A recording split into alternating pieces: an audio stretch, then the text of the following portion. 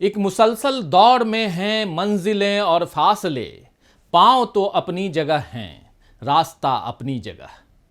नमस्कार, मैं हूं राजीव और आप देख रहे हैं घूमता हुआ आईना। देश में इस वक्त चुनावी हलचल छाई हुई है।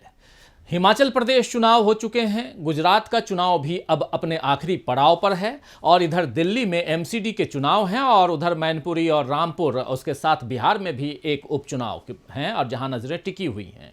चुनाव प्रचार के साथ साथ इस बात में भी लोगों की दिलचस्पी है कि कौन सा दल किन मुद्दों के साथ चुनाव लड़ रहा है, कहां भीतरघात की आशंका है, कहां बगावत का बिगुल बजा हुआ है, कहां लड़ाई त्रिकोणीय है और कहां मुकाबला बराबरी का है। चुनावी खबरों के कारण पीएम मोदी समेत बीजेपी के कई बड़े नेता सुर्खियों में बने हुए हैं, लेकिन चुनावी हलचल से दूर पैदल सड़कों को नापते हुए राहुल गांधी भी लगातार सुर्खियों में बने हुए हैं। और इसका कारण है कि राहुल गांधी के वो सारे बयान जिसमें संघ और बीजेपी की विचारधारा को भारत के आदर्शों के खिलाफ और आइडिया ऑफ इंडिया के खिलाफ राहुल बताते आए हैं।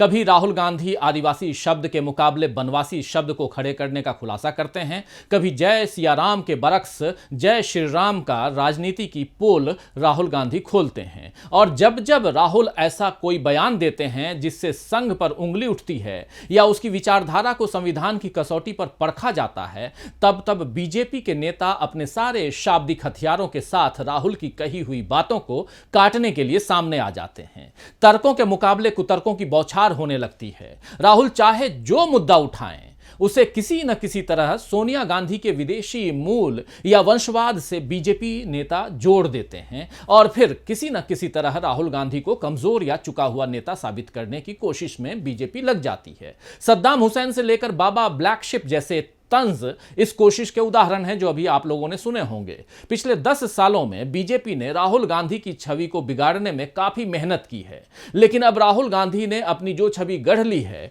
उसे बिगाड़ना बीजेपी के लिए आसान नहीं होगा, क्योंकि राहुल गांधी ने खुद ही कहा है कि वो राहुल गांधी को पीछे छोड़ आए हैं। जरा सुन लीजिए। भाई साहब, राहुल गांधी को मैंने बहुत सालों पहले छोड़ दिया है। सर, मेरा सवाल यह है कि इस मास कनेक्ट प्रोग्राम, राहुल गांधी आपके दिमाग में है, मेरे दिमाग में है ही नहीं। बात समझो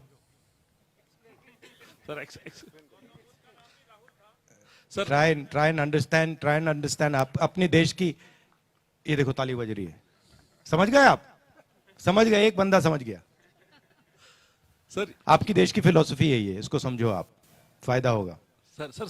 तो राहुल गांधी भारत जोड़ो यात्रा के जरिए देश का दर्शन और भारत की फिलॉसफी से जनता की पहचान करा रहे हैं, जबकि बीजेपी यहां की संस्कृति को हिंदुत्व के इर्द गिर्द सीमित करके अगले 50 सालों तक शासन करने का दावा कर रही है। इसी वजह से संघ और राहुल बार बार आमने सामने आ रहे हैं। आप जानते हैं कि राहुल गांधी जिस भारत जोड़ो यात्रा पर निकले हैं उसने हिंदुस्तान में राजनीति की दशा और दिशा दोनों को नया मोड़ दे दिया है। राहुल गांधी ने भारत जोड़ो यात्रा के 3 प्रमुख उद्देश्य बताए हैं: नफरत, महंगाई और बेरोजगारी। इन तीनों के खिलाफ आवाज उठाना राहुल गांधी की प्राथमिकता है, लेकिन इसके साथ साथ राहुल गांधी एक अलग मकसद पर भी काम कर रहे हैं और वो है संघ की विचारधारा से सीधी मुठभेड़। इस मुठभेड़ का अंजाम क्या होगा, यह बहुत कुछ यात्रा की सफलता पर निर्भर करेगा, लेकिन इस बीच कांग्रेस का सीधा मुकाबला बीजेपी से विधानसभा चुनावों में हो रहा है। तो आइए दोस्तों, आज आईने की नजर से पड़ताल करेंगे कि राहुल गांधी किस तरह संघ और बीजेपी की विचारधारा से सीधे मुकाबले की चुनौती बार बार पेश कर रहे हैं। राहुल गांधी भारत जोड़ो यात्रा इसलिए निकाल रहे हैं क्योंकि देश में धर्म के नाम पर नफरत की दीवारें खड़ी कर दी गई हैं और इस नफरत से हिंसा उपज रही है। राहुल गांधी नफरत के इस माहौल को भारत की भावना के अनुकूल नहीं मानते हैं। इसके पीछे वे संघ की विचारधारा को जिम्मेदार मानते हैं, जो लोगों को धर्म के नाम पर बांट रही है। इसीलिए राहुल गांधी इस विचारधारा के खिलाफ आवाज उठा रहे हैं और ये काम राहुल गांधी आज से नहीं बल्कि बहुत पहले से कर रहे हैं। आपको याद होगा कि 2015 में महाराष्ट्र में एक चुनावी रैली में राहुल गांधी ने अपने भाषण में गांधी जी की हत्या में आरएसएस से जुड़े लोगों का हाथ बताया था। जनवरी 2017 में राहुल गांधी ने फिर कहा था कि मेरी लड़ाई उस विचारधारा के खिलाफ है जिसने गांधी जी की हत्या की। इसी तरह नवंबर 2021 में उन्होंने हिंदू और हिंदुत्व के बीच का फर्क बताया था। वर्धा में कांग्रेस के एक कार्यक्रम में राहुल गांधी ने कहा था कि कांग्रेस की विचारधारा अनंत शक्ति वाले एक सुंदर गहने की तरह है और ये जीवंत है, लेकिन भारतीय जनता पार्टी की नफरत भरी विचारधारा इस पर भारी पड़ गई है। उन्होंने कहा था कि हिंदू और हिंदुत्व अलग अलग अवधारणाएं हैं। इसके बाद और कई मौकों पर उन्होंने हिंदू होने और हिंदुत्व के नाम पर राजनीति करने वालों के बीच का फर्क बताया और अब भारत जोड़ो यात्रा में उन्होंने महाराष्ट्र के पड़ाव में सावरकर के नाम पर बीजेपी को घेरा। बिरसा मुंडा जयंती पर राहुल गांधी ने कहा कि एक ओर बिरसा मुंडा जैसी महान शख्सियत है जो अंग्रेजों के सामने झुकी नहीं और दूसरी ओर सावरकर हैं जो अंग्रेजों से माफी मांग रहे थे। आप जानते हैं कि संघ ने हमेशा वीडी सावरकर को वीर सावरकर कहा है, लेकिन यहां राहुल गांधी ने संघ के दावे को फिर से खारिज किया। इसी तरह संघ हमेशा आदिवासियों के लिए बनवासी शब्द का प्रयोग करता है, लेकिन राहुल गांधी ने यहां भी संघ की मानसिकता को चुनौती दी। मध्य प्रदेश में टंटिया मामा की जन्मस्थली पर जाकर राहुल गांधी ने कहा कि देश के पहले मालिक आदिवासी हैं, जल जंगल जमीन पर उनका पहला हक है, उनको जंगल से बाहर भी हक मिलने चाहिए। लेकिन प्रधानमंत्री नरेंद्र मोदी आदिवासी समुदाय के लिए नया शब्द बनवासी लाए हैं। इस शब्द के पीछे उनकी दूसरी सोच है। वे आदिवासियों को देश का पहला मालिक नहीं मानते। बनवासी का मतलब है कि आप सिर्फ जंगल में रहते हो, वन के बाहर उनको कोई अधिकार नहीं मिलना चाहिए। तो इस तरह कभी हिंदुत्व तो कभी सावरकर और कभी आदिवासी बनवासी के नाम पर राहुल गांधी आरएसएस और बीजेपी की विचारधारा से टकराते रहे हैं। और राहुल गांधी जब भी ऐसा कोई मुद्दा उठाते हैं तो बीजेपी खुद को बुरी तरह घिरा हुआ महसूस करती है, क्योंकि सच यही है कि उसके पास अपने बचाव में कोई सटीक तर्क नहीं होते। बीजेपी इस बात की सही तरीके से पैरवी नहीं कर पाती है कि सावरकर ने काला पानी की सजा माफ करने के लिए अंग्रेज शासकों को बार बार चिट्ठी क्यों लिखी। बीजेपी इस बात के पक्ष में तर्क नहीं दे पाती है कि आदिवासियों को बनवासी क्यों कहा जाना चाहिए। और गौर कीजिए कि जब राहुल गांधी ने आदिवासी और बनवासी शब्द पर मोदी जी को घेरा तो गुजरात चुनाव में मोदी जी ने आदिवासी शब्द का ही इस्तेमाल किया, और वो भी एक बार नहीं बल्कि कई बार, जो यह साबित करता है कि बीजेपी किसी न किसी तरह राहुल गांधी के दबाव में आ रही है। जब बीजेपी अपने आप को राहुल गांधी के तर्कों के आगे कमजोर महसूस करने लगती है तो पलटवार के लिए उनकी आस्था और उनके धार्मिक समझ पर सवाल उठाने लगती है। मध्य प्रदेश में यात्रा के आखिरी दिनों में जब राहुल गांधी ने जय सिया राम के पुराने नारे के मुकाबले भाजपा के जय श्री राम के नारे पर सवाल खड़े किए, तब बीजेपी ने फिर से राहुल गांधी को निशाने पर लेने की पुरानी रणनीति अपना ली। देखिए ये रिपोर्ट। देश की राजनीति में सफलता की सीढ़ियां चढ़ने के लिए बीजेपी ने राम और राम मंदिर का सहारा लिया। राम की पूजा सदियों से देश में होती आई है और जगह जगह राम, लक्ष्मण और सीता की मूर्तियों वाले मंदिर बने हुए हैं। लोग आपस में एक दूसरे से राम राम करते रहे हैं या जय सिया राम कहते रहे हैं। लेकिन जब से बीजेपी की राजनीति का दबदबा बढ़ा है, देश में जय श्री राम की गूंज सुनाई देने लगी है। तीर धनुष उठाए क्रोधित राम के चित्र ही ज्यादा दिखाई देने लगे हैं। ऐसा लगने लगा है मानो भारत के लोग युद्ध लड़ने वाले राम की ही पूजा करते आए हैं, जबकि गांधी जी के जो राम थे, जो इस देश के करोड़ों लोगों के भगवान रहे हैं, वो राम शांत और सौम्य छवि वाले राम रहे हैं। बीजेपी के राम इस देश के आराध्य राम से किस तरह अलग हैं, इसका फर्क बताते हुए राहुल गांधी ने कहा था कि भगवान राम सीता के लिए लड़े, और जब हम जय सिया राम कहते हैं तो हम सीता को भी याद करते हैं और समाज में जो सीता की जगह होनी चाहिए उसका आदर करते हैं। इसीलिए बीजेपी और आरएसएस के लोगों को जय श्री राम के साथ ही जय सिया राम और हे राम भी कहना चाहिए। राहुल गांधी के जय सिया राम वाली सलाह पर अब बीजेपी नेता हमलावर हो गए हैं। कोई राहुल गांधी को चुनावी हिंदू बता रहा है तो कोई नए नवेले नौसिखिया हिंदू कह रहा है।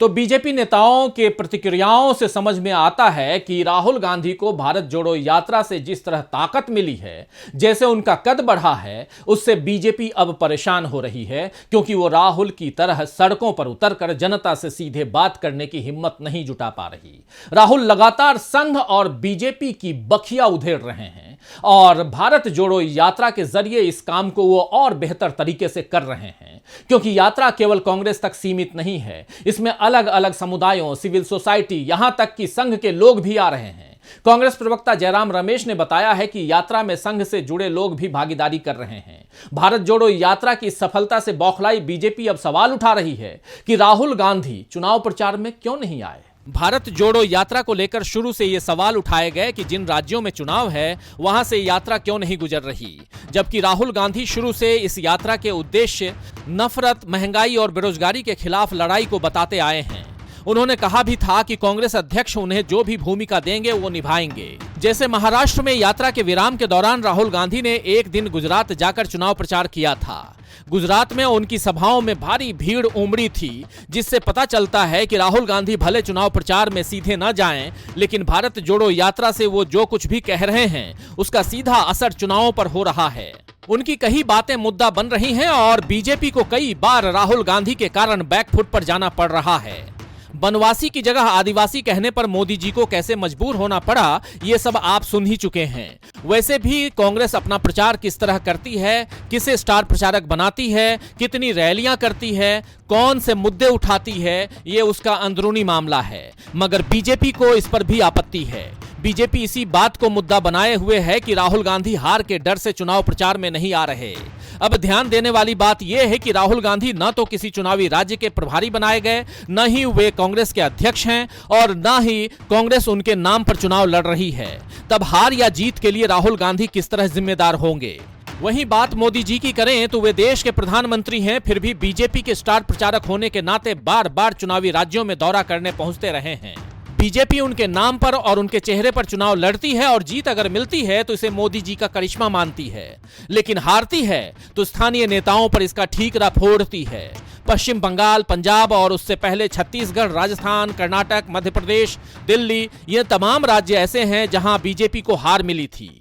तो 2014 में मोदी लहर का मिथक मीडिया ने क्या गढ़ दिया कि बीजेपी की छवि ऐसी बन गई कि अब उसे कहीं कोई भी हरा नहीं सकता और उसे हार नहीं मिल सकती। लेकिन ऐसे कई मौके आए हैं दोस्तों जब बीजेपी को हार का स्वाद चखना पड़ा है। अब हार का प्रसाद गुजरात में भी न मिल जाए, ये डर बीजेपी को लग रहा है। डर तो हिमाचल प्रदेश में भी लगा था, लेकिन वहां हार से मोदी जी की साख पर सीधा असर नहीं पड़ेगा, क्योंकि हिमाचल उनका घर नहीं है। उसमें जेपी नड्डा पर उंगली उठ सकती है कि बीजेपी अध्यक्ष रहने के बाद भी जो हिमाचल से ही बिलोंग करते हैं वो जीत नहीं दिलवा पाए। लेकिन गुजरात में तो सीधे सीधे मोदी जी की प्रतिष्ठा का सवाल है और इसी की खातिर प्रधानमंत्री ने गुजरात चुनाव के लिए दिन रात एक कर दिए। दिल्ली से अधिक वक्त उनका गुजरात में बीत रहा है। इससे पहले देश में कोई भी ऐसा प्रधानमंत्री नहीं हुआ जिसने चुनाव प्रचार में इतना वक्त दिया हो, लेकिन मोदी जी यहां भी अलग मिसाल कायम कर रहे हैं।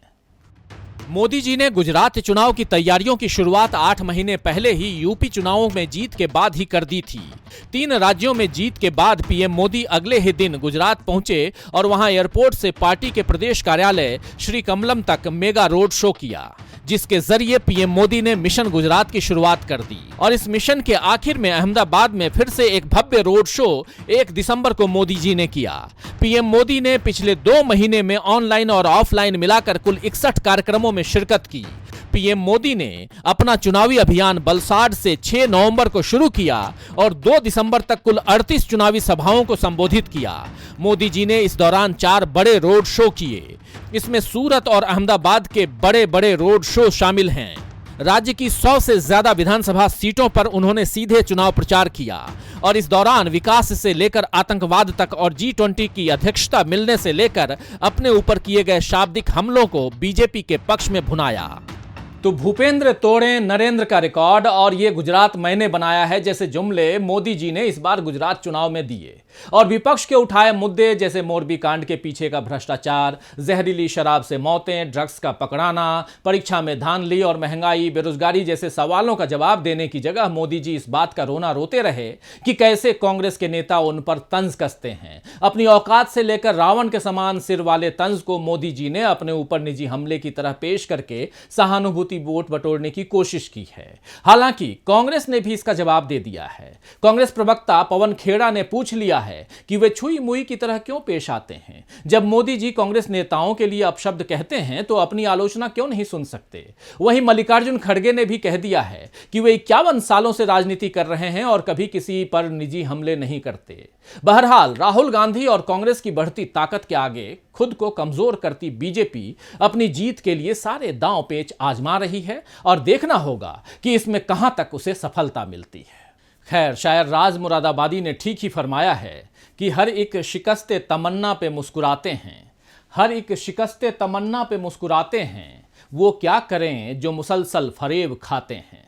तो आज के लिए बस इतना ही, फिर मिलेंगे खबरों के नए आईने के साथ। तब तक देखते रहिए डीबी लाइव। नमस्कार।